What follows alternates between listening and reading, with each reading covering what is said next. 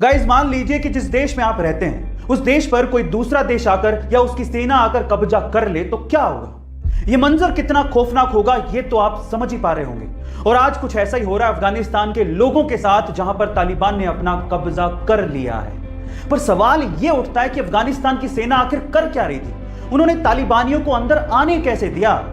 इस पूरे घटनाक्रम से मुझे एक बात तो समझ में आती है कि किसी देश की आंतरिक सुरक्षा के लिए उसकी आर्मी का मजबूत होना कितना ज्यादा जरूरी है। इसलिए कहता हूं कि सबसे पहले हमें अपनी देश की सेना को धन्यवाद देना चाहिए, जिसका जवान देश की सुरक्षा करने के लिए सरहदों पर सीना तान कर खड़ा हुआ है। जय हिंद की सेना।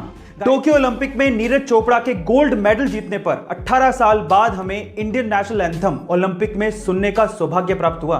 लेकिन सवाल यह है कि नेशनल एंथम की शुरुआत सबसे पहले किसने की। चलिए मैं आपको बताता हूं। सबसे पहले नेशनल एंथम की शुरुआत करने वाला देश था जापान। लेकिन मैं आपकी जानकारी के लिए आपको बता दूं कि ग्रीस ऐसा देश है जिसका नेशनल एंथम सबसे लंबा है। युगांडा ऐसा देश है जिसका नेशनल एंथम सबसे छोटा है। लेकिन साइप्रस ऐसा देश है जिसका नेशनल एंथम है ही नहीं। पर इंडिया, इसका नेशनल एंथम सबसे निराला है। मंदिर में चढ़ाए गए फूल अगले दिन कचरे में फेंक दिए जाते हैं, लेकिन किसी के लिए वो कचरा है तो किसी के लिए बिजनेस का आइडिया।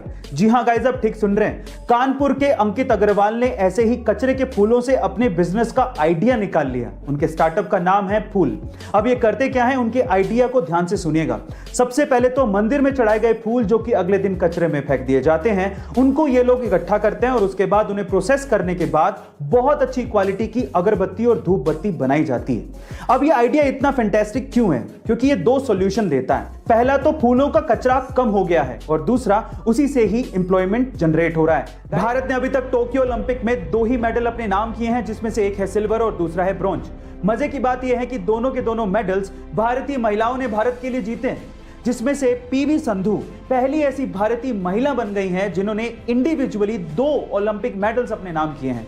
सबसे पहले तो लास्ट संडे को उन्होंने चाइना के खिलाड़ी को हराकर ब्रॉन्ज मेडल अपने नाम किया और फिर उससे पहले 2016 में रियो ओलंपिक में सिल्वर मेडल जीता था। इसी तरह से भारतीय इतिहास की वो पहली ऐसी महिला है जिन्होंने 2 इंडिविजुअल ओलंपिक मेडल्स अपने नाम किए हैं। अक्सर जब एक जगह से दूसरी जगह पर जाने के लिए हम लोग सड़क मार्ग का इस्तेमाल करते हैं तो सड़क किनारे हमें अलग अलग रंग के पत्थर दिखाई देते हैं। क्या आप उन रंगों का मतलब जानते हैं? चलिए मैं आपको बताता हूं।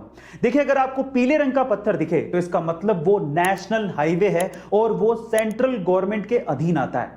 इसके अलावा जब आपको ग्रीन कलर का पत्थर दिखे तो इसका मतलब वो स्टेट हाईवे है और वो स्टेट गवर्नमेंट के अधीन आता है। जब काले रंग का पत्थर दिखे तो आप बड़े शहर या जिले में एंटर कर चुके हैं और जब आपको लाल रंग का पत्थर दिखे तो इसका मतलब यह है कि वो सड़क प्रधानमंत्री ग्रामीण सड़क योजना के तहत बनाई गई है और आप किसी गांव की तरफ बढ़ रहे हैं। गाइस, क्या आपको इसके पहले तक ये इंटरेस्टिंग इंफॉर्मेशन पता थी? कमेंट सेक्शन में जरूर लिखेगा और ऐसे अमेजिंग वीडियोस के लिए शेयर, सब्सक्राइब एंड लाइक। मिलते हैं अगली वीडियो में।